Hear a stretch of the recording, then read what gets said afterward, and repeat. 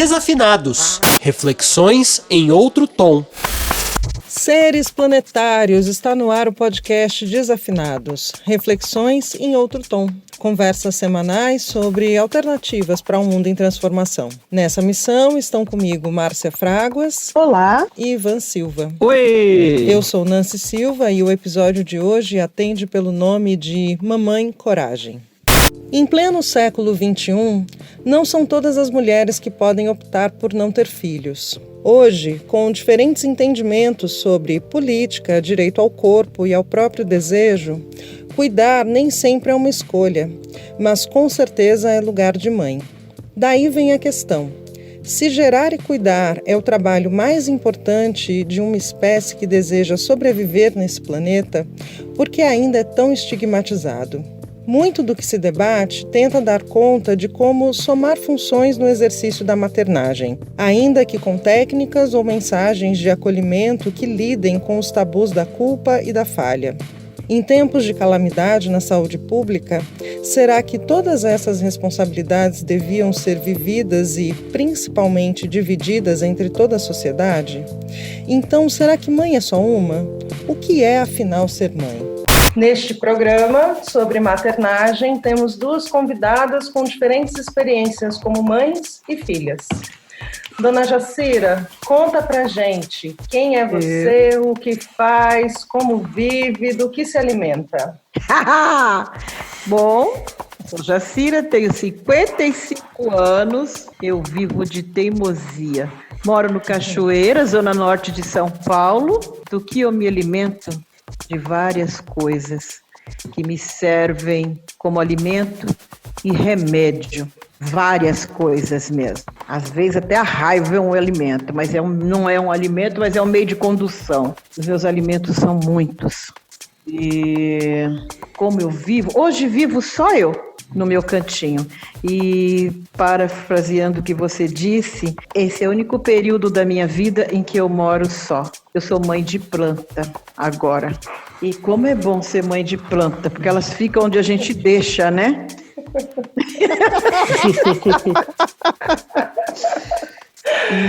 No tempo que pari, eu não tinha opção e também não sabia. Mas desde que eu era muito criança, eu dizia, quando as pessoas diziam assim, o mundo vai acabar no ano 2000, lá em 1970, eu dizia assim, bom, então eu preciso ter filhos, né? Porque se vai acabar, pelo menos eu tenho que ter alguns. Mas eu não tinha ideia, eu julgava filhos, tatuzinho, formiga, essas coisas, sabe? Tatuzinho, um pé de incenso que eu tinha, era tudo filho. Que também dá menos trabalho que gente, né? E era tão interessante isto, que quando eu casei grávida, né? E as mulheres diziam assim, na noite do casamento, depois da festa, o seu marido vai te dar alguma coisa. Era dia 23 de maio e minha filha nasceu dia 29. E eu fiquei esperando essa coisa, eu queria saber o que era.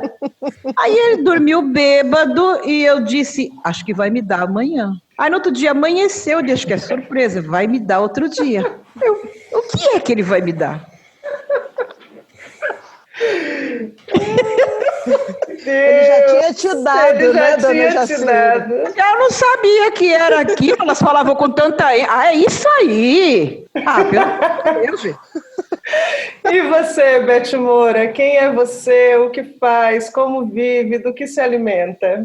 Eu sou Beth, tenho 38 anos, sou produtora cultural, curitibana, mãe da Luana e da Tainá. Me alimento de muita coisa, mas acho que eu me alimento de querer aprender e querer conhecer, da minha curiosidade muito, eu acho. Das possibilidades, ela é uma coisa que me faz ter muito tesão. Estar aqui, ao mesmo tempo, em ser mãe e tentar mostrar várias coisas para as crianças em cima disso, assim. Que nem são tão mais crianças, mas ainda são. Eu ainda não cheguei nessa fase da Dona Jacira, que acho que é o sonho que eu escutei da minha mãe, que é: eu não vejo a hora de vocês crescerem e saírem dessa casa para eu ter a minha vida. Eu acho que eu tô entrando, tô assim, esperando essa fase, falando daqui 6 anos talvez eu consiga ter umas plantinhas. Tomara, né? Gente, eu queria fazer uma pergunta para vocês duas. Fiquem à vontade quem vai responder primeiro, tá? Eu queria saber se ser mãe tem relação com a filha que vocês foram. Como é que se articula essa coisa de ser mãe com a criança interna que a gente carrega e a relação que vocês têm ou tiveram com as suas mães? Deixa eu te falar. A minha mãe fala que eu nunca sei o que eu estou fazendo. Em termos, ela tem razão. Quando eu era muito pequena, eu lá no meu livro me coloco como Nico, porque eu levantava bem cedo, pegava as minhas coisas, ia marcar o jogo de bolinha de gude, em tempo de pipa eu estava lá amassando vidro, fazendo coisas, enquanto que as minhas duas irmãs, eu tenho duas irmãs mais velhas, estavam sempre juntando enxoval. Era a época, comprava aquele tapetinho escrito Welcome, aí para pôr na porta, e era mó, ela tinha caixas e caixas de jogo de toalha, de jogo de lençol. Final de ano, a minha mãe ia olhar as nossas gavetas para comprar outras coisas. Minha gaveta tinha vidro moído, bolinha de gude, aquelas clavícula de frango de tirar a sorte, que você precisa ter sorte na vida. É né? verdade. Para poder secar, fedendo carniça dentro da gaveta. Mas ela que tinha me ensinado a tirar sorte com aquilo. Então, quando eu fiquei grávida, a minha mãe teve que, com uma suave pressão, pegar coisas do enxoval das minhas irmãs para fazer o meu enxoval. E elas ficaram com muita raiva. Mas por que ela não juntou? Gente, porque eu estava fazendo planos para vencer um campeonato no dia seguinte. Eu não estava pensando em casamento. O casamento surgiu com a gravidez. Então, ser mãe, para mim, eu não fazia ideia. Mas quando eu tive a minha primeira filha, nasceu ali a mãe. E ali, a minha infância foi uma coisa muito bagunçada e eu achei, eu vou tomar conta deste bebê que é meu. Eu não fui uma pessoa que vim, ai, nossa, eu tô doida para ficar grávida. Não, eu nunca pensei. Eu dei a primeira foda e fiquei grávida.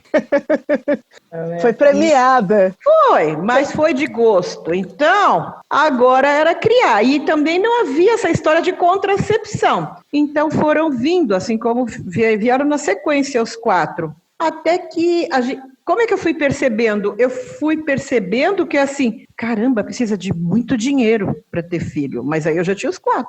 E aí era levar adiante. E aí você vê que você não tem condições de criar nenhum gato, mas você tem 4 filhos. Então eu fui aprendendo. Nós fomos aprendendo juntos, eu e eles. Porque além de ter muitos filhos, eu tenho uma birra com creche. Eu odeio creche. Então, assim, foi um lugar que me fez muito mal. E assim, não vai. Então, todos os empregos que eu tinha que levar os 4. Era na feira, era fazendo crochê, até na política, em todo lugar. Em todos os lugares que eu ia o cordão de criança. Então, foi assim. Eu fui aprendendo o que era ser mãe, sendo mãe.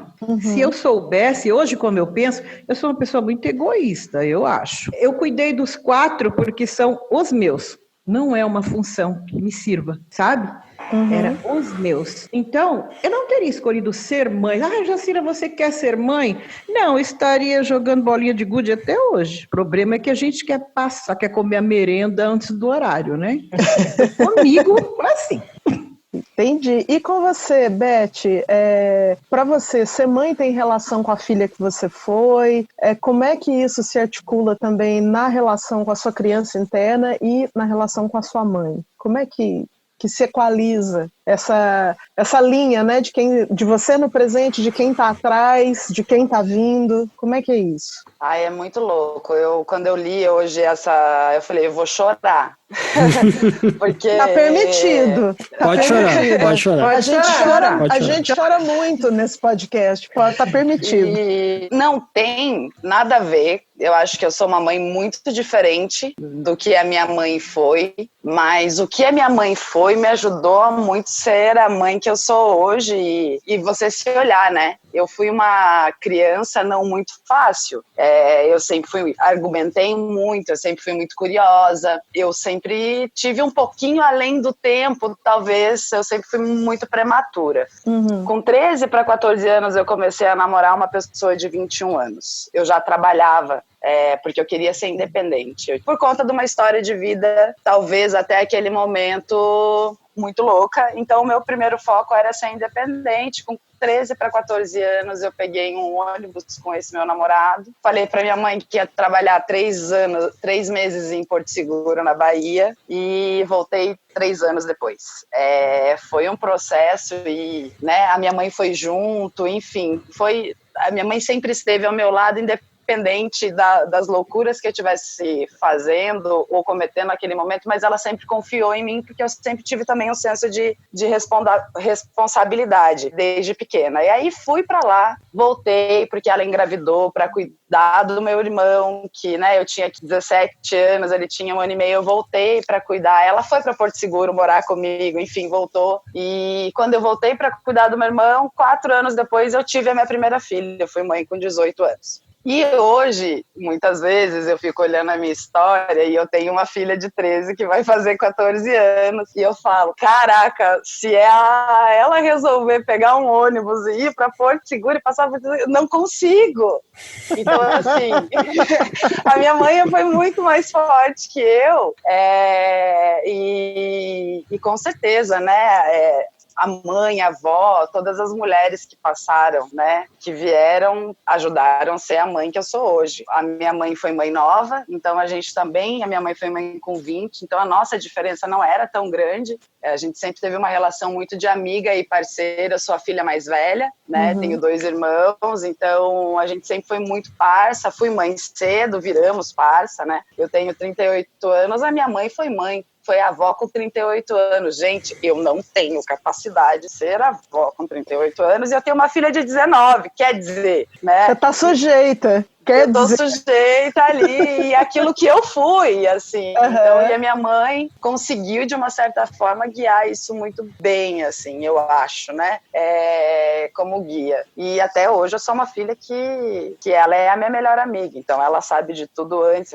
E eu acho que ela foi, em vários pontos, muito mais forte e guerreira que eu, né? Porque quando você nasce uma criança, você não sabe quem vai ser. Às vezes você faz tudo para ser uma pessoa muito legal e dá errado, não é por tua culpa, e daí a gente entra na culpa da mãe, enfim. Mas eu tive também, né, como a dona Jacira falou que ela foi uma consequência, eu hoje fiquei pensando sobre isso. Quando eu decidi ser mãe da Luana, quando eu tinha 18 anos, eu sabia que o pai era uma pessoa que não tinha capacidade de estar do meu lado no futuro, se eu pensasse. Eu tinha um irmão de 4 anos, então eu tinha acabado de ver o processo da minha mãe, o que era, né, ter uma gestação, nascer, ter que trabalhar, porque também não tem um cara que vai estar ali do lado, ou uma pessoa, não necessariamente um cara, mas uma pessoa ali do lado compartilhando isso com você, 50-50. E quando eu engravidei da Lu, eu falei, eu quero ter. E a minha mãe falou, não, você tá louca? Falei, não, eu quero ter. Filha, vem cá, vamos conversar. A informação sempre teve ali, a gente sempre conversou sobre isso. Então, eu sabia que precisava usar camisinha, sabia que precisava usar anticoncepcional. Eu tinha essas instruções, eu tinha uma mãe que se eu falasse, mãe, eu quero tirar essa criança, ela ia estar do meu lado. A decisão que eu pudesse ter, e eu quis ter. E foi aí um passo muito louco na minha vida, né? Porque era nova e, ao mesmo tempo, a Luana me deu um gás de voltar naquele foco de ser independente, com mais sangue no olho, de ter a minha casa, de construir uma vida legal e fazer com que a vida dela seja melhor que a minha, enfim. Aí é um processo muito longo. Bacana, Beth. Muito legal. E assim, vocês duas têm um percurso muito distinto, mas ao mesmo tempo foram mães muito jovens. E pela narrativa da dona Jacira, pelo que a gente ouviu do podcast, assim, ouçam o podcast Histórias de Família da dona Jacira. Me emocionei muitíssimas vezes. Em primeiro lugar, porque eu acho que a história da minha família, da minha avó e da minha mãe, vem de um lugar de muita superação, de dificuldades, e às vezes a gente ouve. A sensação que eu tinha antes de ouvir a narrativa da dona Jacira e de outras histórias é que parece que é uma coisa da nossa família, né? Parece que é a nossa família que está cagada. uma questão que é estrutural, que é do lugar da mulher, que é muito maior do que as nossas individualidades, né? E aí, pensando nisso, também na história da Beth, que tem um processo também de família, da mãe, de ter perdido o pai cedo, a sensação que eu tenho é que a mulher que vem antes da gente, as mulheres que vêm antes da gente, elas carregam uma ancestralidade que permite a gente desatar outros nós para frente, que o nosso lugar, ou não, né? Depende de como isso é colocado. Sim. E que o nosso lugar também é de trabalhar para desatar alguns nós da nossa geração, da nossa estrutura e do nosso lugar. Como é que é para vocês isso? Faz sentido? Porque eu ainda sou filha. Digo ainda porque eu não desisti, mas também não sei o que vai acontecer. Mas essa sensação no exercício de maternar, ela é presente para vocês? Olha, agora quando a Beth falou de trabalho, eu acho muito interessante essa pergunta, porque assim, a gente sempre trabalhou. Mesmo quando já jogava bolinha de gude, a gente tinha que parar para fazer vários trabalhos, junto com a minha mãe. Minha mãe foi lavadeira, passava roupa, trabalhava na feira. Então, assim, o trabalho estava junto com a brincadeira. A gente sempre trabalhou. A grande questão era um reconhecimento que nunca chegava. E o lugar onde eu moro ainda, Jardim Taribalionel, ele era uma região que, quando nós mudamos para lá em 1968, 69, só tinha espanhóis, portugueses e japoneses. E todas as famílias extensas, com vó, vô, tio, sobrinhos, famílias enormes. Entender aquela família de uma mulher só. E eu não sabia que eu tinha mais 3 irmãos, porque a minha mãe havia acabado de ficar viúva e, por uma questão religiosa, meu pai era pastor, minha mãe então minha mãe tinha direito a morar no fundo da igreja, mas como ele morreu e a minha mãe foi despejada, o juizado de menor nos repatriou os meus irmãos para vários lugares de São Paulo. A visita dos meus irmãos era uma vez por ano. Então, quer dizer que assim, o trabalho, ele está ali de uma forma que a gente nem percebe que é trabalho. E ainda em algumas discussões, quando a gente entra neste parâmetro de discutir algumas questões feministas, de qual foi o momento, quem foi que saiu na luta primeiro? Dizem que as mulheres brancas saíram na luta por direitos, mas quando as mulheres brancas saíram, nós já estávamos na cozinha delas. Não tínhamos o reconhecimento. Já estávamos lá. Esqueci qual que era a pergunta. Então a gente foi tendo tudo junto, sabe? Tendo filhos e trabalhando e criando, arrumando esses homens sem juízo que se tornam outros filhos nossos, né? E de onde vêm as coisas todas que eu sei fazer? Da minha mãe, da minha bisavó, que foram as mulheres que eu vi mais próxima, né? A vida inteira eu perguntava, por que não tenho primo? Por que não tenho... E aí precisei crescer, tem 12 anos que eu comecei a estudar a diáspora africana, para entender que a minha mãe não fala, minha mãe não gosta de falar. A minha mãe é oriunda do Rio Grande do Sul, a família da minha mãe tem o tom de pele da Márcia, e por causa disso, a minha avó deu a minha mãe. São histórias que a gente precisa reconstruir e, assim, a gente nunca consegue entender o porquê de tanta miséria. Se você não chegar neste consenso e numa educação que não está na nossa escola, não está no governo, não está em lugar nenhum, está nas mulheres que estão no nosso entorno. Quantas vezes a gente se torna inimigo das pessoas que nos criam porque a gente não entende que aquela desgraça é estrutural. É uma hegemonia branca que se colocou acima de tudo e que nos segregou a esta situação. O negro, sendo mulher, piorou. Então, você nunca alcança nada. Nunca alcança nada. Né? E eu sempre tive essa paixão pelos livros, que foi o que me salvou. Muito tarde eu tive acesso a livros que contassem a minha história, mas eu sabia, pela minha entidade, que foi a única coisa que me acompanhou ali o tempo inteiro, que alguma coisa estava errada. Eu tinha ideia, tinha quase certeza que tudo aquilo estava errado. E como a gente, quando cresce, né, dona Jacira, começa...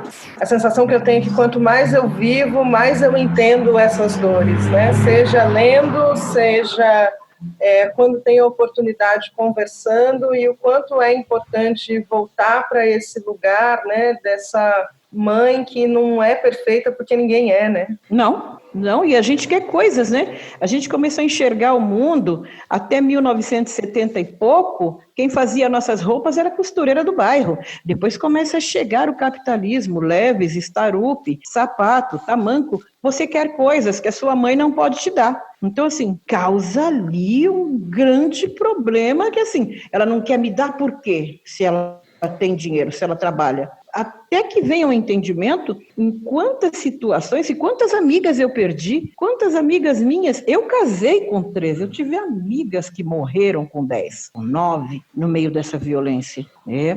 Mesmo dentro da nossa escola, quantas chacinas teve, e todos os meus colegas eram negros, e a sala se esvaziava, porque ontem a gente havia ido no enterro deles. É outra vida que as pessoas precisam nos perguntar.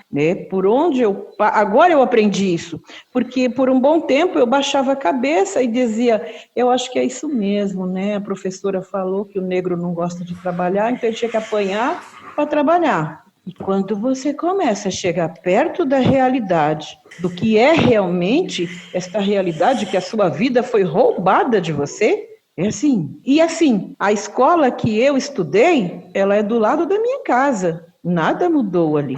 Nada, não mudou nada nesses 55 anos. Eu estou na mesma região.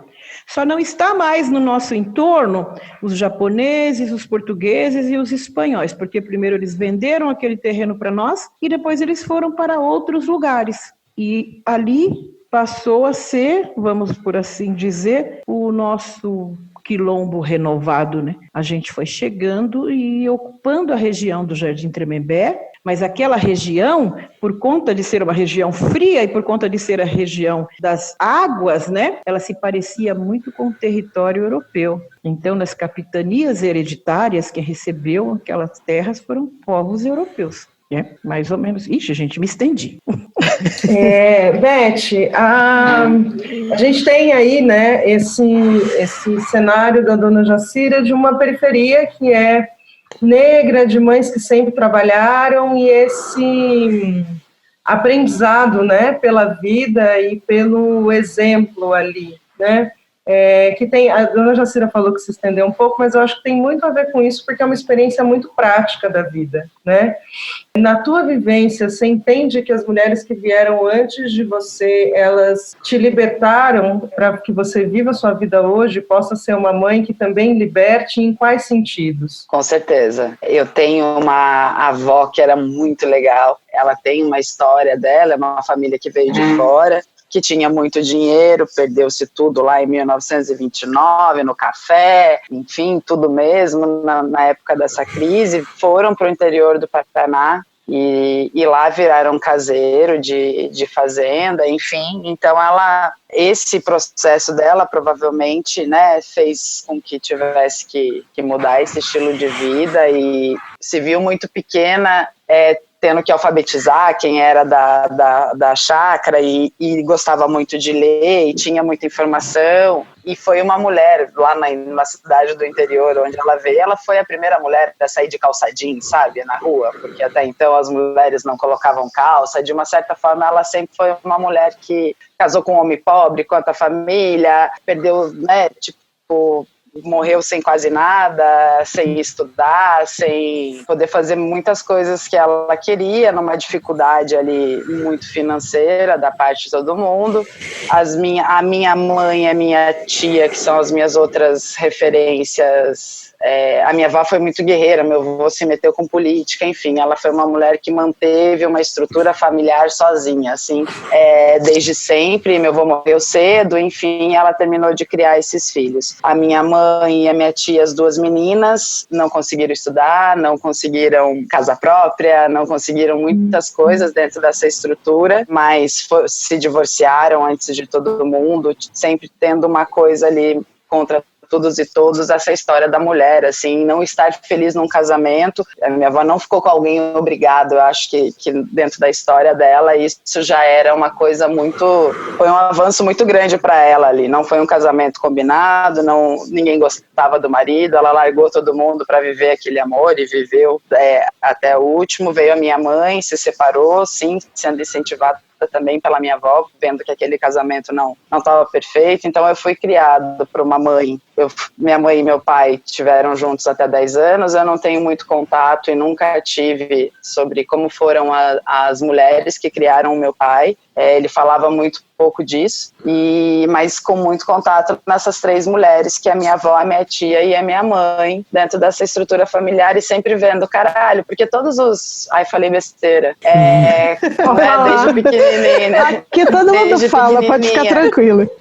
Eu lembro que com 11 anos eu olhei pro meu irmão, assim, a gente num perrengue desgraçado, assim, eu olhei pro meu irmão e falei, velho, por que a minha mãe não tem uma faculdade igual os meus tios? Por que a minha mãe tá morando de favor na casa do irmão? Por que ela não estudou? Por que ela não teve uma oportunidade de trabalho como todos os meninos? E não tinha casa própria, todos os homens tinham, sabe? Comecei a questionar aquilo, porque essas 2 mulheres, né, não tinham isso. Então a minha meta era ter a casa própria e estudar. Não consegui, e de uma maneira muito louca, minha filha, eu tento não pressionar a minha filha com isso, mas é inevitável. Eu quero que ela estude, que ela tenha uma faculdade. Eu sou meio careta, talvez. Tô lidando diariamente isso dentro de mim. Eu não posso ser essa pessoa com ela, né? Essa evolução dessa ancestralidade do que tudo vem nessa família. As mulheres sofreram muito. Minha mãe sofreu muito preconceito quando engravidou do meu irmão, que não era do mesmo pai, dentro da família. Eu com 15 anos briguei com todo mundo. Eu nunca consegui deixar isso abalar ela. Também acho que foi uma ajuda, assim, nessa questão do feminismo. Ela talvez não se enxergasse também com todas essas, de certa forma, injustiça, né, e não igualdade ali entre as mulheres daquela família e aqueles homens. Então eu tento não cobrar isso da Lu, mas é inevitável, porque foi uma coisa que eu não consegui fazer, mas ao mesmo tempo não quer dizer que eu não possa ainda, né? Então eu não posso cobrar dela uma coisa que eu ainda posso dar para essa evolução, enfim. É muito louco, mas tem essa questão. São mulheres muito fortes. Eu lembro da minha avó falar sobre sexo comigo, sexo anal, sexo não sei o que lá, que eu falava, meu Deus, é uma avó falando comigo. Ela era meio Dercy Gonçalves, ela falava tudo, eu falava, caralho, tipo... E hoje eu me pego toda hora, assim, falando para minhas filhas, porque a minha avó falava isso. A minha avó, porque vai fazendo sentido. Você vai crescendo, você vai amadurecendo, você vai vivendo e você fala, a minha avó tinha muita razão, né, em várias coisas, principalmente com a maternidade, assim, né, aquelas coisas de, quando você tiver a tua, você vai ver, quando você nananana. Parece uma praga, né, assim, parece que tá pragueando. É uma frase bem de mãe, né, dona Jacira, mãe de Capricórnio gosta dessa frase, quando você for mãe, você vai ver. Mas eu lembro que uma vez eu tentei falar com os meninos, eu gosto dessas conversas abertas. Gente, é isso. Sexo é uma maravilha, mas precisa se cuidar. Sabe por que a gente não tem onde morar? Então, por isso, porque a gente fez sexo sem camisinha. E uma vez eu fui falar para os meninos assim, olha, um dia você vai sentir não sei o que, assim. Aí o Leandro falou assim para mim, vem, Evandro, a mãe vai ensinar a gente a bater punheta. O Leandro é sempre o que fala, né? Eu falei, gente, descobri que esse não era meu lugar de fala. Eu não sei bater punheta. Porque deve ser muito louco. Eu sou mãe só de menina, né? Eu tenho um irmão que é muito próximo. Eu sou meio mãe, meio irmã, meio alguma coisa dele ali, porque... né, eu ajudei a criar, mas eu acho que é muito diferente ser mãe, como é ser mãe e falar isso com o menino, que está sujeito a escutar isso, né? Eu só tive a relação com isso das meninas. Que é mais fácil. Fiquei pensando, nunca bati punheta mesmo, não posso te falar sobre o assunto. Meu filho, vem aqui que eu vou ler para você os efeitos de uma ereção. O quê?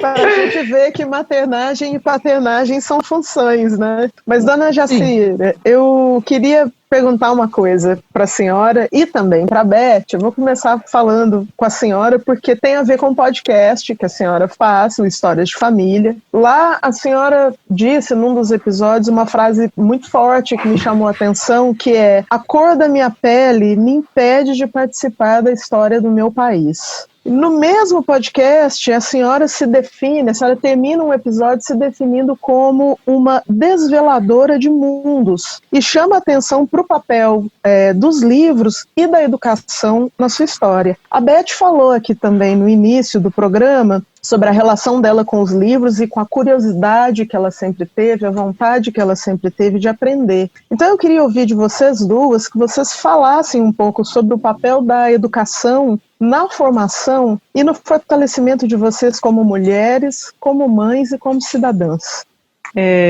Quando eu vou tentar, você faz, eu já esqueci, quando você fecha a boca eu já esqueci as perguntas. Vamos começar pelo que eu lembro. Então, é o papel da educação nessa história, que te emancipou. Quando eu falo da cor da minha pele, tem uma música da minha época, acho que do Dom e Ravel, que explicitava bem isso. Ele dizia assim: eu venho de campos, montanhas e vilas, cantando e chorando, sonhando e rezando, seguindo a corrente, sem participar. Sou brasileiro e anseio um lugar, suplico que parem para ouvir meu cantar. Eu tinha 7 anos. Quando foi chegar um livro decente nas minhas mãos? Tem 12 anos. Só que tem uma coisa, eu fugi muito da escola, eu odiei a escola. A escola eu ia para lavar banheiro, para as pessoas me dizerem um monte de horror que até hoje fazem. E como eu moro no entorno da Serra da Cantareira, eu me embrenhava na mata para não ir na escola. Aquela mata me ensinou. É bem verdade que quando chegou a minha idade de trabalhar, eu tive que trabalhar de uma coisa que eu odeio, que é ser empregada doméstica. Eu não gosto. Eu convivo com várias mulheres que adoram fazer coisas. Eu gosto de cozinhar, eu gosto da minha cozinha, eu gosto de fazer na hora que eu quero. Me instalar na casa dos outros, arrumar a casa dos outros eu não quero. Nem a casa da minha mãe eu não gostava. Então aquilo para mim é como se fosse prostituição. Fazer coisas que você tem raiva de fazer, porque você precisa de 3 pratos de comida por dia. Aí eu entrei para a política e descobri uma palavra interessante que era direitos e deveres. E eu não conseguia largar a religião. A religião, no meu caso, foi um atraso de vida, porque você vai aprendendo que tudo é medo, e toda hora você está sendo castigado pela mão de um Senhor que nunca alivia. Deus não alivia para nós, gente, de jeito nenhum.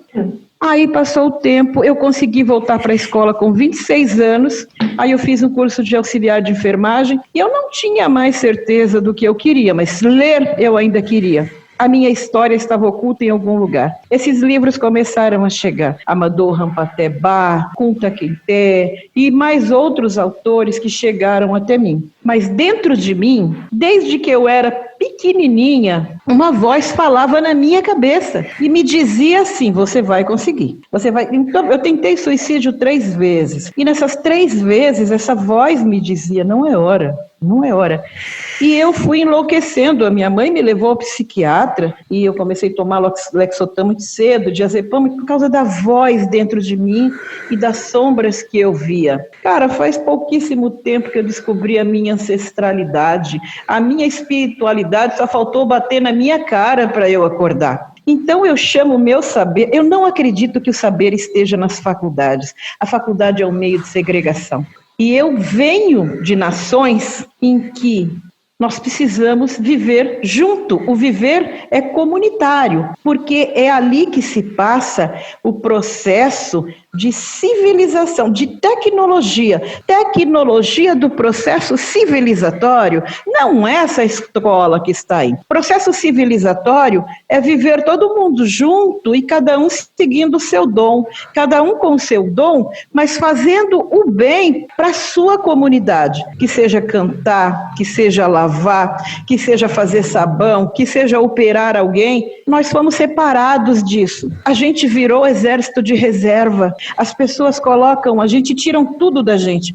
Há anos atrás, quando alguém dos Estados Unidos ou da Europa queria alguém, ou algo que é de um outro povo, mandava jogar bomba, mandava a marinha. Agora não, eles mandam a cultura deles para nos segregar. Então, vai no Nordeste, olha a riqueza, vai em Minas, olha a nossa riqueza das congadas, do jongo, da umbigada. As pessoas vão no teatro, as pessoas vão nos lugares e vê a nossa arte.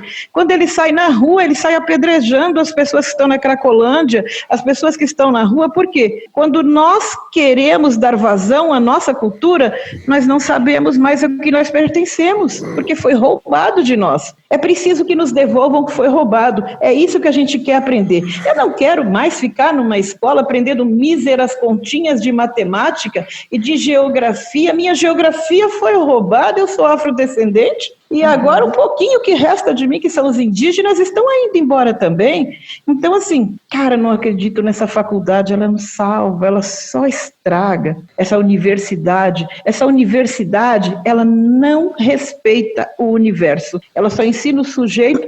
É bem verdade que muitas pessoas saem dali com uma informação. Mas, cara, os impérios estão nos destruindo. A senhora está falando uma coisa muito importante, né? A gente precisa parar de confundir civilização com esse marco eurocentrado e entender que a gente tinha uma civilização que era nossa e que nos foi tirada, né? E que a gente precisa entrar em contato com isso. Tem a ver com viver em comunidade, com valorizar esses saberes, né? Isso é muito importante, que seja dito. E com uma vivência muito mais atribuída ao feminino, né? E a vivência do que é a vida, né? E não você se formar para produzir mais coisa e para ganhar dinheiro e para ganhar tanto dinheiro para quê, né? Para ser expropriado, né, o tempo todo. E você, Betinha, conta pra gente. Você falou no início do programa você falou que me move essa curiosidade em aprender. Então eu também queria saber do papel da educação, dos livros, dessa vontade, dessa gana de aprender. Como é que isso teve um papel formativo, de fortalecimento para você como mãe, como mulher e como cidadã? Eu nunca gostei muito da escola também não, assim, desse lugar onde a gente aprende 1 ano da nossa vida sobre a história do Brasil, fica 4 anos aprendendo sobre Mesopotâmia. Sim. Tem umas paradas assim que você fala, não era aqui que eu queria estar. Mas, de alguma forma, eu acho que a escola em si, ela serve também, não que esteja certo ou errado, mas eu acho que ela serve também para você aprender a conviver com a diversidade, né? Eu estudei em colégio estadual a vida inteira, isso não é uma referência para mim, talvez seja um romantismo, mas nunca curti ali, eu ia ali para cumprir aquele papel, não terminei o 2º grau até hoje, não tenho esse diploma, porque para mim era um saco ir para a escola. Eu queria aprender coisas vivenciando isso, eu acho que por isso eu sempre gostei muito de trabalhar, porque eu trabalho como, né, eu comecei dobrando roupa numa loja, depois eu fui fazer animação infantil, aí fui trabalhar com turismo. Eu sempre gostei de estar aprendendo na execução, não na teoria. Então, a minha curiosidade estava muito em buscar um documentário, que na minha época era super difícil, porque eu nunca tive videocassete, eu não tinha acesso a isso. A minha mãe trazia uma... Não tinha internet também, né, Beth, essa época? Não tinha essa facilidade. Na minha casa não tinha Barça, não tinha porra nenhuma disso. Às vezes a minha mãe conseguia um almanaque 2019, que daí em 2020 eu estava sabendo o que aconteceu em 2019. Mas sempre gostei de questionar muito. Meu pai era mais aberto para isso e conversava muito com ele sobre N tipo de questionamento da nossa vida, que são experiências que eu acho que está aí a educação. Mas Aí, putz, como que é você criar filho não gostando de escola, né? Eu nunca tive muita paciência e também nunca quis cobrar muito as crianças com isso, porque não é uma coisa que eu acredite. Sempre falei assim, no mínimo você me vai com a nota ali, média, não tô te pedindo nem mais nem menos. Eu quero que você não reprove, porque o sistema é assim, infelizmente, e é isso que o sistema pode te oferecer. A gente pode tentar mudar de alguma forma, você que está na escola ali, quer mudar isso, vai pro Grêmio, faz a parada, movimenta.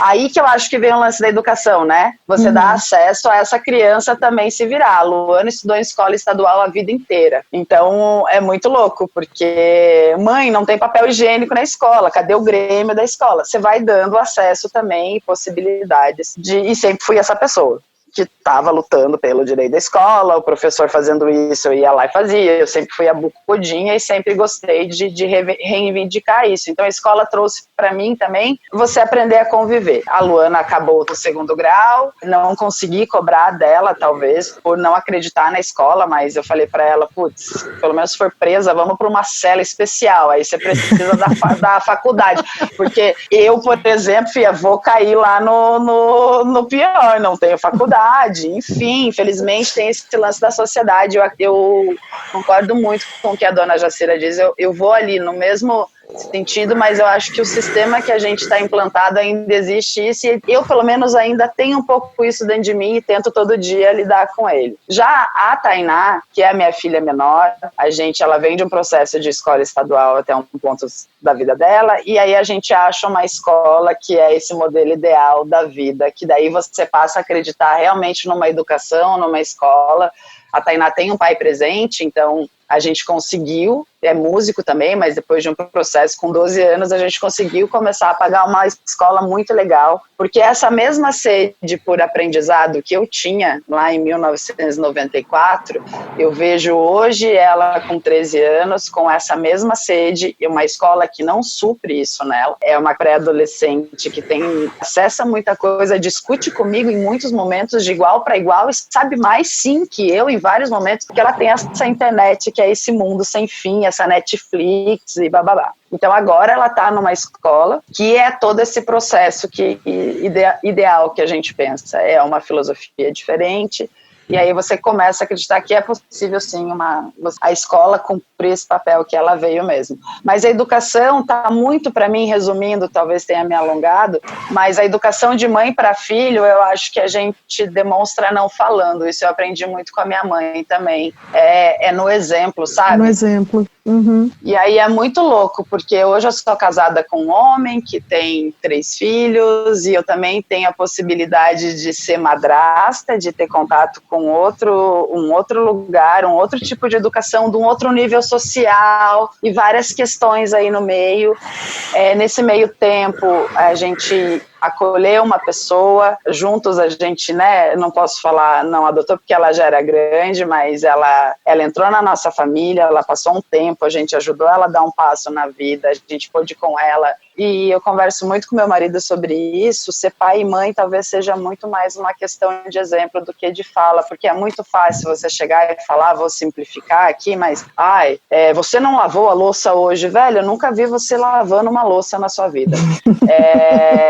E você tá cobrando de mim. Não, e isso vale várias coisas. O lance, né, eu fumo. Como que eu vou falar não fume? Eu posso falar, se eu tivesse meus 15 anos de novo e tivesse agora que acender o meu primeiro cigarro, eu não acenderia. Então eu, como mãe, posso te falar, evita isso não vai ser legal, eu já passei por isso, é o meu local de fala, eu posso, né, de falar isso em cima disso, droga a mesma coisa, sexo a mesma coisa, maternidade é a mesma coisa. Então eu sempre coloco aqui em casa, sempre todo mundo teve a opinião, não significa que vamos seguir o que eles estão falando, porque tem esse organograma dentro da família também, né, quem viveu mais, quem que manda nessa porra, no final das contas é mais ou menos isso, mas a gente escuta todo mundo e às vezes a opinião deles é legal. Então a educação tem a ver com isso, com essa comunicação, né, e de você não se assustar com nada que eles possam falar, mesmo que seja talvez um absurdo, né? Enfim,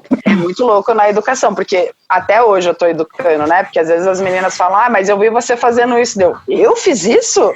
Mãe, eu falei, nossa, eu fiz isso, desculpa. Mal. Nem me liguei que fiz isso, minha filha, né? Mas você está falando isso, mas você não fez. Aí você fala, nossa, aprendi com ela agora, nesse momento, obrigada.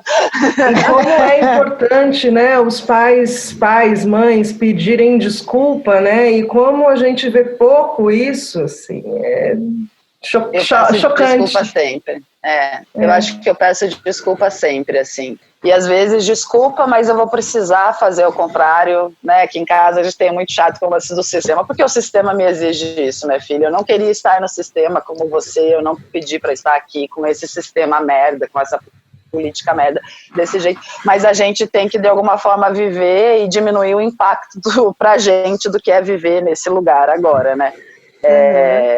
Hoje numa pandemia, mas há 2 anos atrás elegendo, desculpa, vou falar de política, de um presidente desse jeito que a gente elegeu, e quanto essa nova geração, os nossos filhos precisam estar presentes nisso para a gente não deixar mais isso e milhões de coisas acontecer, assim. Depende um pouco da gente também desse exemplo, né? E acho que, para além do exemplo, e tem uma coisa muito presente, acho que na narrativa de vocês e de muitas mulheres, que é esse lugar de solitude mesmo, né? E de solidão em alguns momentos, e de estar ali à frente de uma família e assim, Bangu, fudeu, o que eu faço, né?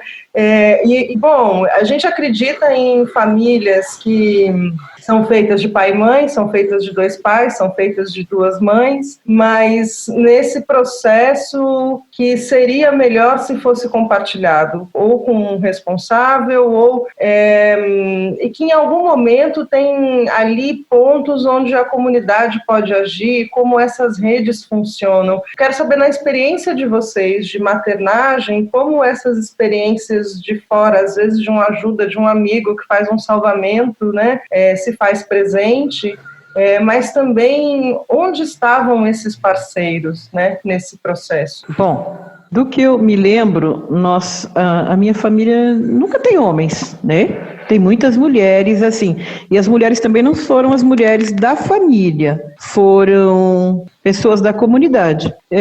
Para o tipo de trabalho que a minha mãe tinha antes, que era de lavar roupa, é preciso muitas mulheres, né? Todas as mulheres lavavam roupa nas minas, a gente se criou entre elas. Ser criado por várias mulheres, por várias pessoas, foi uma coisa muito rica. Eu nasci estando na mesma região, ali, Jardim Fontales, Cachoeira, eu odiei lavar roupa, mas pelo grupo era muito bom. Inclusive, assim, os meus filhos são irmãos de leite de várias crianças, porque a gente se ajudava entre os nossos grupos daquela época. A coisa foi se dissipando, como, por exemplo, as pessoas foi ligando água no lugar, não tinha mais a mesma condição de trabalho, as pessoas foram procurando outros empregos, eu também queria melhorar, eu fui para a escola, eu fui estudar, e aí a gente começa a viver só, né? A nossa casa era todo mundo do portão para dentro, cada qual vai para o seu canto, não é mais a mesma coisa. Então, aquela primeira vivência entre os grupos foi muito importante para nós. Onde a minha mãe mora, até hoje, eu sinto uma falta muito grande daquele larguinho, daquela rua, porque é assim, se morre uma pessoa, a gente vai para casa daquela pessoa e a gente fica ali. Eu lembro quando meu irmão morreu afogado, foi a minha primeira experiência com morte em casa. A minha mãe perdeu o chão, então a minha mãe foi para São Sebastião, onde o meu irmão morreu afogado, e aquelas pessoas passaram a vir para minha casa por 6 dias. Olha, tomou banho, comeu, e ficar ali. À noite vinha um outro grupo de pessoas e ficava ali, até que se passou, o corpo do meu irmão veio, aconteceu o enterro, e aquelas pessoas continuavam ali. Só que eu mudei para o Cachoeira está a 10 minutos da região onde mora minha mãe. O meu marido faleceu, super conhecido na mesma região. Gente, ninguém foi nem no enterro, ninguém foi, assim, é outra época, é outro tempo, é outro lugar. Então, assim, é bem verdade que as pessoas estão bem inseridas na internet. Eu não sou da internet, eu sou migrante. Então, assim, os meus filhos são praticamente meus pais. Quando eu tenho que me remeter a alguém, eu pergunto para os meninos, principalmente quando é relacionado à internet. Quando eu preciso saber sobre a Terra, eu pergunto para minha mãe. É assim, ou então pergunto para Dulce, ou pergunto para Dona Zefa. Quando eu pego uma coisa que não vai no meu jardim, eu ligo para elas, olha, isso aqui está desse jeito. Esses dias a gente começou a discutir sobre o que era terra ácida e terra básica, isso degringolou na nossa cabeça e a gente começou a comprar várias besteiras. E aí eu olhei, liguei para minha mãe e a minha mãe disse assim: ora, terra que tem minhoca não é ácida. Minhoca não gosta de terra ácida. É só isso. Tem que comprar nada, você só observa. Se a minhoca ficar, ela tá boa para plantar. Então, assim, é o grupo, é a rede. É a rede. E você, Betinha, como foi isso para tu? Bom, eu tenho 2 filhas, uma de cada pai, né? Porque eu brinco, já que a gente vai errar, a gente vai dar sorte para errar e até achar, né? Então eu fiz com 2 pais. Eu tenho duas referências além do meu ali. E hoje, quando eu li, eu brinquei aqui na mesa do almoço em casa, falando, gente, se eu falar a verdade, onde estavam esses homens? Será que eu vou falar a verdade? Que um estava no mundo das drogas e outro no mundo da música, jovem, né? Enquanto eu estava, né, tendo aquelas crianças. Eu, de uma certa forma, não sei, eu sempre, por conta da minha mãe, talvez de olhar de novo, né, a referência, por isso que eu ia chorar, porque a minha mãe é tudo na minha vida. Eu já meio sabia. Quando eu resolvi ser mãe da Luana, eu, obviamente, mesmo nova e inexperiente em várias coisas, eu sabia que aquele cara não ia ser um cara, no máximo ia ser um cara igual meu pai, para estar ali do lado. Mas eu queria ter aquela criança. Então, de uma certa forma, eu já sabia que ia ser um caminho meio solo e sabia também do que esse caminho solo trazia, porque a minha mãe separou, ela tinha 30 anos, eu tinha de 10 para 11 anos, então, para mim, eu acompanhei muito essa questão dela ali, né?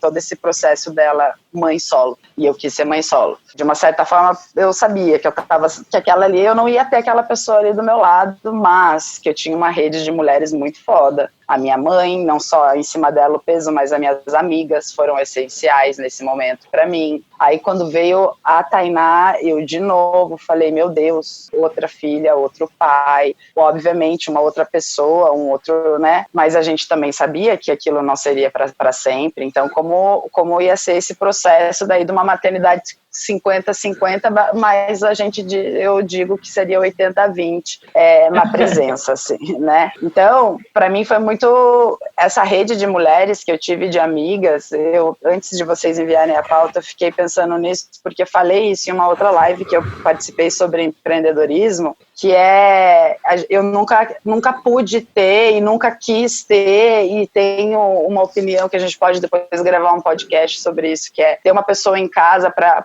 ajudar a criar os filhos, para limpar, uma pessoa ali. Eu não podia ter e também não queria ter, não queria que meus filhos fossem criados por outras pessoas, então eu sempre fui muito relutante, e em cima disso eu criei uma base de amigas. Então, eu conversando agora nessa quarentena, tá muito legal, porque você entra até nos traumas dos filhos, né? A gente tá tendo tempo para fazer essa terapia. Então a Luana falou para mim, nossa, mas eu passei uma infância com a tia Adri, meu Deus, eu só tenho lembrança com a tia Adri. Eu falei para ela, nossa, você viveu com a tia Adri de 1 ano e meio a 6 anos, você tem 19, e você ia no final de semana, porque eu ia trabalhar, porque ela ia me ajudar, tipo, né, a gente vai vendo. Falei, filha, não foi tanto tempo, mas a tia Adri foi muito importante na tua educação, como a vovó.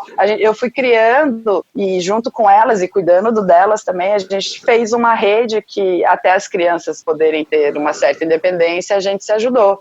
E ainda faz, eu fico com a minha enteada, que eu sou madrinha, gente, ok? Quando você é a madrinha de alguém, que isso é tão... Afilhada. A minha afilhada, fico. Quando eu vim para São Paulo, a gente meio que quebrou isso, né? Porque esse sistema era lá em Curitiba, na minha cidade. Aí quando eu vim para São Paulo, mãe solo, daí de verdade, sem mãe, sem a minha mãe junto comigo, foi um processo de transição muito louco, porque eu vim pra cá e fiquei 1 ano morando sozinha. Pela primeira vez eu fiquei sem as minhas filhas, tá do lado ali, mas sabia que era para um propósito melhor. E aí minha mãe ficou com elas 1 ano. Quando eu voltei, quando elas vieram para São Paulo em 2013, eu estava sozinha já, sem essa rede. E a gente conseguiu, porque daí elas já eram maiores e foi todo um processo muito lindo de você também descobrir a maternidade de um outro lugar, sem essa rede, de saber como as crianças estão ali para ajudar também. Foi muito importante não ter essa referência masculina, eu não tenho, minhas filhas não têm, e daí eu casei com um cara que foi super presente na vida dos filhos e até hoje, é um outro tipo de referência paterna e que eu venho aprendendo também o que é isso, porque a voz ativa, de uma certa forma, na educação sempre foi minha, como foi da minha mãe. Só eu falava se podia sair à noite ou não, né? Não tinha aquela coisa, vai ali e fala com o seu pai. Não, eu que vou falar, você pode ir ou não, você vai ter que ter um argumento aí, ó, todo pra mim, vai lá e me fala. Por que você me convença. Qual é o objetivo, quem vai estar ali, você vai ter que me conquistar, e é muito mais fácil, porque eu sou pai, né, que é os dois juntos ali, e, enfim, a gente meio que não tem as minhas filhas não têm essa referência, só depois que eu casei. Estou 6 anos casada, 6 anos casada, então aí eu introduzi uma figura masculina na vida dela e falei assim, vocês que lutem, é meu marido, eu não vou terminar, vocês vão ter que gostar ou não, conversem, e é a relação de vocês, não é a minha, né? Bom, para quem tá ouvindo o programa e achou que eu não estava, eu estou, mas eu fiquei aqui só ouvindo a história dessas 4 mulheres três que eu conheço bem e adoro, e uma que eu tô conhecendo agora e também tô adorando conhecer mais, que é a Dona Jacira. E assim, já ganhou um fã, Dona Jacira, já vou, O fã-clube aqui tá quente, hein, o fã-clube tá quente. Todo mundo é fã. Ai, que bom. Então, A gente virou, tipo, a lista de spam do WhatsApp da Dona Jacira, né? Exatamente. Jacira presidente, né? Então, e assim, dessas 3 mulheres que eu conheço que eu adoro profundamente, uma delas é mãe, né? Que é a Betinha, que eu gosto muito delas desde sempre, assim. Como dos 5, eu sou o único que não vou poder ser mãe, pelo menos até agora, a ciência não vai me deixar ser mãe, né? Só me resta falar de coisas subjetivas, assim, coisas que eu nunca vou poder entender, né? Nunca vou poder saber. Que é assim, são coisas que, para mim, sempre foram muito legais de pensar, porque eu sempre fui um cara que tive uma relação muito boa com as mulheres, todas. Porque eu fui um cara criado por mulheres, né? Então, desde sempre, minha mãe, fui criado pela minha avó, basicamente. Depois a minha mãe, ela teve uma oficina de costura onde tinham, 5 mulheres trabalhando, e eu vivi enfiado nessa oficina de costura, então o dia inteiro era mulher, né, na minha volta, assim, né. E sempre foi um aprendizado muito grande, mas sempre tive uma curiosidade muito grande quando eu vi uma mulher grávida, assim, né. O que é, de repente, a pessoa tá lá sem barriga, 9 meses depois, pum, aparece, né? Tcharam, vem lá um presentinho lá dentro, né? Aí eu queria perguntar para vocês duas, assim, como é que é ver essa coisa, essa pessoa que de repente você olha para baixo assim, você não vê nada, e depois de 9 meses tem alguma coisa gigante que depois de um tempo vira alguém, né? E o trabalho de virar... depois de 9 meses você não sabe qual é o resultado, você vai vendo durante a vida. Beto Jamaica e Compadre Washington, Lennon e McCartney da Bahia, né? Eu queria que vocês falassem disso. Eu queria que vocês falassem como, assim, o que é ser mãe. E eu queria que vocês falassem também um negócio que, assim, é muito curiosidade do universo masculino mesmo. O que é o parto? Como é que é isso? Conta pra gente. Hoje em dia se fala muito na história de não romantizar a maternagem ou maternidade, e eu não gosto muito de me ater a esses nomes, não. Eu acho que foi uma das coisas mais maravilhosas que já puderam acontecer na minha vida. Eu tive 5 gestações, cada uma diferente da outra, e é interessante eu estar grávida imaginar que tem algo crescendo dentro de mim. Quando eu era criança, eu adorava abrir as tatuzinhas quando elas estavam com a barriga. E saiu um monte de tatuzinho de dentro delas e eu ficava pensando, 20, 30 tatuzinhos? Então, eu pensava, imaginou se isso acontecesse comigo? Se eu tivesse 20 crianças de uma vez só. E aí eles foram chegando. Então chegar, depois voltar para casa com alguém que estava dentro de você e que agora está no seu colo, é um grande milagre. Na ciência explica, mas nunca vai explicar realmente o que é isso. A ciência não tem esta capacidade. Isto é divino. Zambi, o meu Deus, me deu a responsabilidade por essas pessoas que ele me enviou. Nós, do lugar onde eu venho, sempre as pessoas diziam assim, quando a gente ia visitar outras mulheres que tinham tido criança, as mulheres iam batendo o mato e ia dizendo, tomara que não seja menina, tomara que não seja menina. E eu ficava muito chateada com isso, porque elas diziam assim, porque a mulher sofre muito. Mas eu nunca tive nem um pingo de juízo, nunca vi esse sofrimento. E mesmo nas horas em que foi comigo e que foi difícil, passar pela maternidade não é fácil. Sendo negra é muito mais complicado. Sim. Você sabe que tem umas histórias que permeiam até hoje nas maternidades de que mulher negra não sente dor. Por conta disso, a quantidade de crianças que morrem porque uma mulher branca é atendida antes da mulher negra, porque a mulher negra suporta a dor. Eu queria saber qual foi o filho da puta que ainda continua dizendo que isso acontece. No meu último parto, eu passei por isso. Então, assim, isso não acaba nunca, sempre tem ali alguém. Por quê? Porque a maioria das pessoas da nossa medicina são pessoas cheias de privilégios, são pessoas brancas, toda hora eu sou obrigada a estar tocando nesse assunto. Tirando a parte do hospital, no meu primeiro parto eu tive eclâmpsia. E eu lembro que eu cheguei no pronto-socorro com dor de cabeça, o médico alto, loiro, chegou e disse, estava grávida da Kátia, e alguém disse, doutor, essa mulher precisa passar na frente. Ele olhou e disse assim, ela suporta. E eu fui pegar o ônibus para ir para outro lugar, eu estava no Tucuruvi, eu teria que ir até Santana, eu desmaiei, eu entrei em coma dentro do ônibus, e daí volta comigo para esse mesmo hospital, no Tucuruvi, e eu fui para UTI. Eu não morri, a minha filha também não morreu, mas ali, se eu tivesse tido um pouco mais de atenção, eu não teria perdido a função renal. Hoje eu faço hemodiálise, porque eu não fui informada. É tipo assim, deixa para lá, só serve para parir mesmo. Então nós ainda temos esse atendimento, não é só no hospital público, isso também é uma coisa do hospital particular. Também tem essa ignorância, porque a escola não melhora esta ignorância, não. Essa ignorância é uma questão de vivência. E então, o estar grávido, o estar sentindo aquela criança que mexe para lá e para cá, sobe, desce, e com as outras histórias, que antigamente não havia ultrassom, era o achódromo, né? O achismo. Acho que é isso, ou acho que é aquilo, que eu acho que era a melhor época que tinha. Hoje em dia, com toda a parafernália, a gente não conseguiu se humanizar. E o nosso parto humanizado, que foi criado por pessoas que não eram atendidas por esses médicos antigamente, hoje em dia virou parto de luxo na mão de quem pode pagar. E as mulheres negras continuam novamente sem assistência, né? Então, assim, a questão, contato, mãe, bebê, é maravilhoso. E eu não vou entrar nessa onda de, nossa, ela está romantizando, não.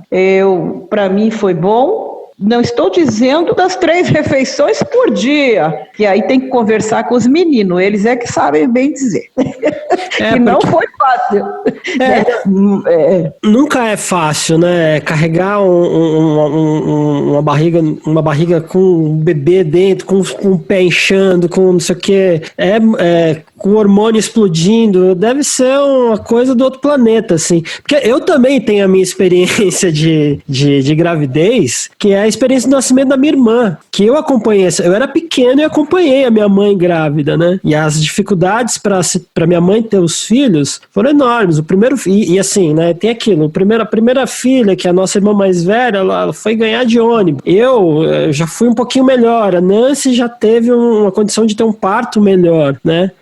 E assim, a gente que não tem grana, a gente sofre muito. A gente não é fácil. Imagina se colocar na ponta do lápis nessa coisa da mulher, a mulher negra, a mulher que não tem grana, não é fácil. Não é nem um pouco fácil. Essa questão, Ivan, que a dona Jacira coloca da violência obstétrica, isso é uma verdade, né?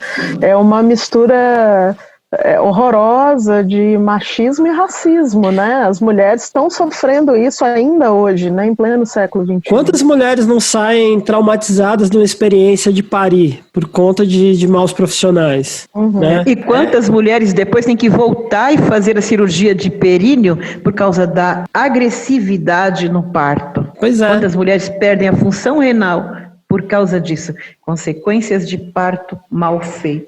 Sim. Sim. E assim, quando eu falei da minha experiência, eu não tenho filhos, nem filhas, né? Não tenho, mas... Não sou mulher, não sou mulher, já, né? Tudo bem.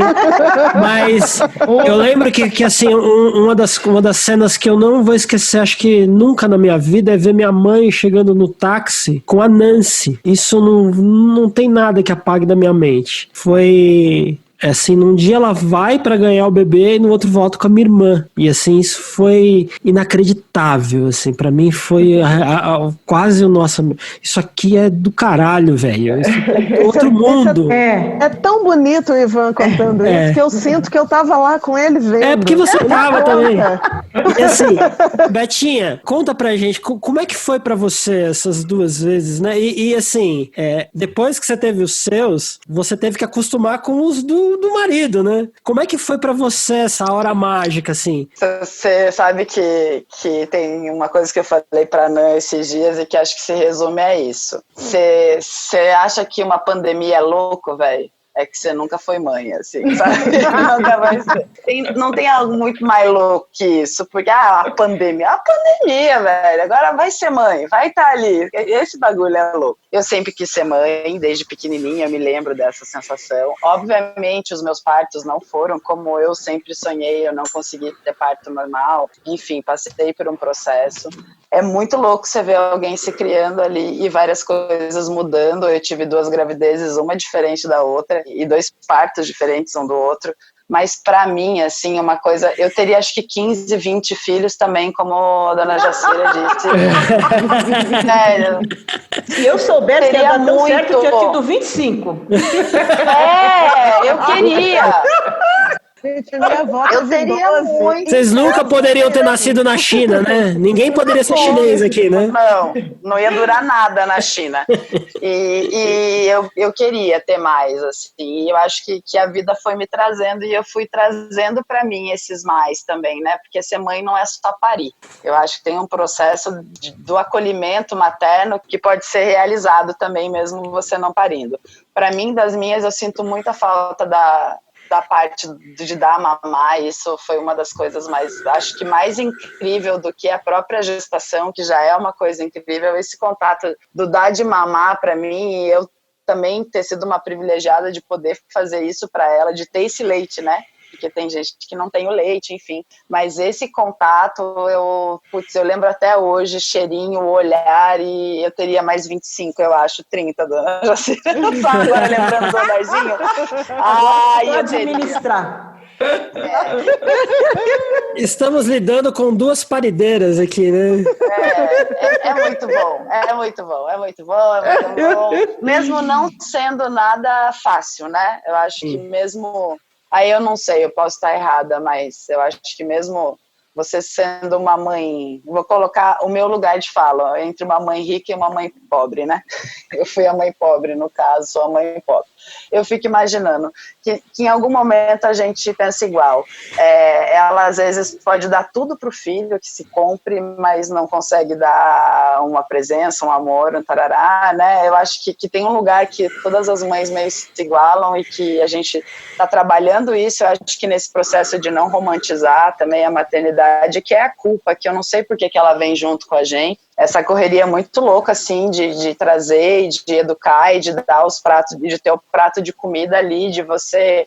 Me deu uma garra, assim, que eu jamais achei que eu teria, assim, delas, de querer dar isso para elas e de estar ali, mas não só isso também, de instigar em ser humano melhor, de querer o melhor para um todo, de ser empático e de falar, velho, você é uma pecinha nesse sistema que é muito importante, mas é muito pequenininha também, cuidado com o seu ego, né? Tem um processo que a gente vai se enxergando muito na maternidade, que para mim é muito legal, e daí veio as pessoas agregadas, o meu irmão, que tem 4 anos de diferença com a Luana, é meio irmão e meio filho, aí nesse processo veio a Duda, que foi uma pessoa que a gente acolheu, que estava aqui, e veio os filhos do Xuxa, que mesmo tendo uma mãe ali, e eu não cumprindo esse papel de mãe, eu acho que eu sou a tiazona mãe legal, assim, sabe, porque eu não sou a mãe e não sou o pai, mas eu tenho esse senso dentro de mim, então pode chegar a mim e falar, até introduzir de como passar isso para o pai e para a mãe, de ser essa interlocutora ali, né, hoje a Kiki, ela vê que aqui em casa a gente fala muito de política, a gente sempre gostou muito, assim, desde pequenininha, a questionar isso, e essa posição social, e por que tem que ser assim, e hoje a Kiki sentou e falou, o que é exatamente o comunismo, né, e putz, eu falei, vamos lá, vamos colocar o que a gente gosta, a gente vai falar,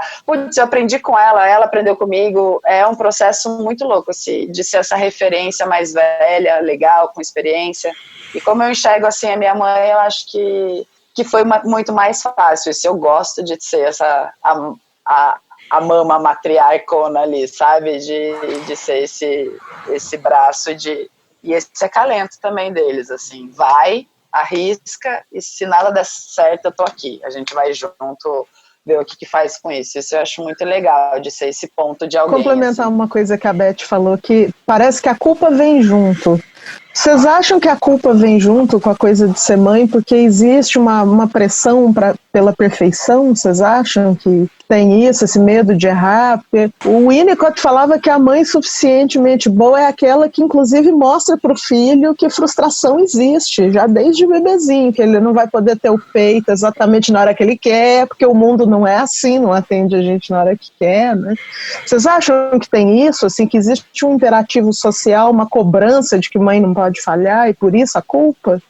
Eu tinha uma convicção comigo, eu vou estar aqui para fazer o melhor. Isso, fazer o melhor, não é te dizer que eu estou aqui para resolver todas as questões, porque eu também não sei. E a gente foi fazendo isso junto. Mas, assim, existe no ar, e eu volto a falar novamente, como nós que somos mães negras, a ideia de que os nossos filhos vão passar do útero para a cadeia. Então, a gente tem que trabalhar isso todos os dias, seja na escola, seja no ônibus, é a viatura, e assim, a realidade está batendo na porta, toda hora você está vendo que morreu aquele outro, então, esse é o nosso maior medo. Eu enterrei os meus amigos e eu enterrei filhos e amigos dos meus amigos. Daqui a pouco meus filhos estão crescendo, agora é minha vez. Minha mãe também dizia muito pra gente, cuidado.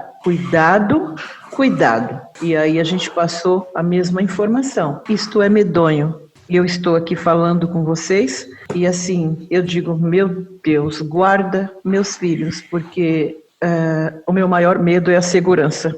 O meu maior medo é os meus filhos e os filhos tantos outros que estão por aí agora, estão nas suas casas, né? Eu espero, né? E mesmo assim a gente corre risco. Então, da realidade, eu tenho medo. E você, Betinho? Olha, eu tento lidar muito com a culpa, assim, tentar pelo menos não sentir tanta culpa e o porquê dessa culpa, se eu tô fazendo o que eu posso, na medida que eu posso, eu dou ao máximo, mas eu acho que a sociedade, ela cobra isso, né, tipo, nossa, o que uma mãe está fazendo no carnaval, largou seu filho com quem, por quê, e ninguém vai lá e pergunta, bem clichê, né, e pergunta pro pai, né, o que o pai tá fazendo no carnaval. É porque a mãe não pode ser mulher também, nem se daria um outro episódio ainda, viu?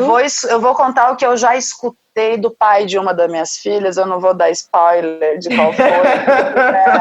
Mas se ele ouvir, ele sabe que ele fez isso. Pra eles.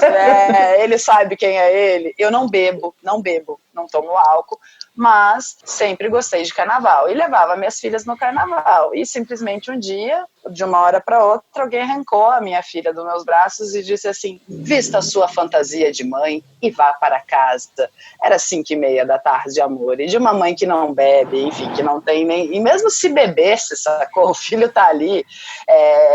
Então, o lance da culpa, sabe, tá em todo lugar. Eu tento não me dar isso, porque eu acho que a minha mãe também tentou passar muito isso, e eu resolvi, faz menos de um ano, isso com a minha mãe. Um dia ela falando pra mim, porque eu podia, se eu tivesse colocado o DIU, se eu tivesse nananã, e se eu tivesse, mãe, se eu tivesse... Falei pra ela: mãe, pega essa mochilinha que tu tá levando, porque eu tô ligada que tem uma mochilinha nas tuas costas com algumas pedras, e elas são pesadas, sabe? Pega as minhas, as que estão escrito Beth, larga agora, larga, no meio do caminho, levanta, velho, e vai andando, porque você não precisa ter culpa nenhuma, você não poderia ser melhor, você foi a mais perfeita que você podia e você foi ótima, porque é difícil pra gente, sabe? Tem empresa que não contrata a mãe porque mãe não vai trabalhar, porque eu tenho que levar filho no médico, né?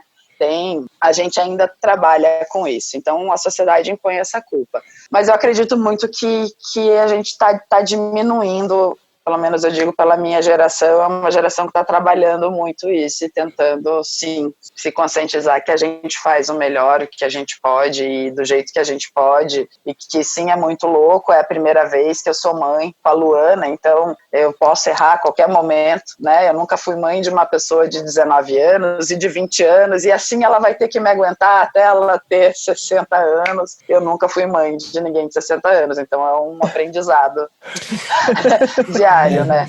Tem que tirar isso, porque no final das contas, gente, mãe nunca erra. Ela pode não acertar, mas errar ela não erra, não. Verdade. Boa, Ivan, vou levar isso comigo. Meninas, trazer vocês duas para conversar sobre maternidade foi uma felicidade para a gente, uma pauta que despertou muitos sentimentos em todo mundo. Para mim, pessoalmente, veio uma sensação que ser mãe é como se tivesse ali naquela corrida de enduro, né? E que as pedras são as violências do mundo, e que aí você vai desviando, assim, se virando nos 30.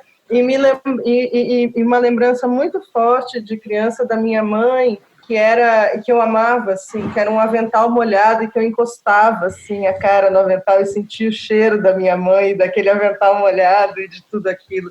Então, de algum jeito, não sei se mãe nunca erra, mas eu acho que mãe sempre tem perdão, sabe, assim, porque é mãe. E aí a gente poder trazer vocês duas é um jeito também de agradecer às nossas mães e de levar essa experiência para outras mães e para quem é filha e para filhos que sabem que nasceram de uma mãe e de uma mulher e que tem essa sensibilidade, porque parece que algumas pessoas nasceram de chocadeira, né? Então, assim, a gente tem que valorizar quem sabe que nasceu de uma mãe. Não vamos citar nomes. Não vamos citar nomes. Entender que a nossa primeira casa nesse mundo foi a barriga da nossa mãe, né? Foi a nossa primeira casa. Que é redonda como a terra, no caso.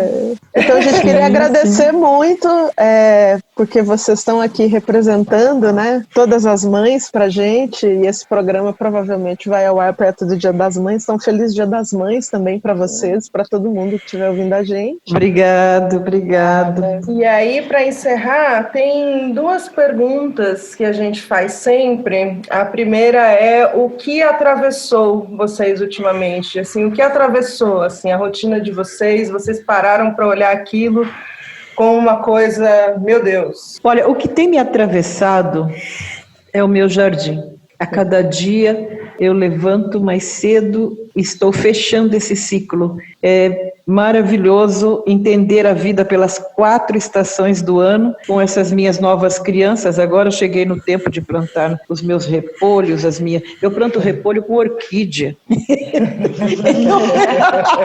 Isso é muito poético, viu? Repolho com orquídea. Eu planto repolho, orquídea, isso é maravilhoso. Então, assim, cara, esse mundo é meu, então todo dia eu estou parindo novas coisas, todos os dias, todos os dias. Ontem a gente arrancou um pé de mandioca, eu fui bater para fazer a farinha, para fazer o amido, cara, vai dar umas 200 gramas, mas é um mundo de coisas que eu posso fazer. Muito bom. E você, Beth, o que te atravessou recentemente?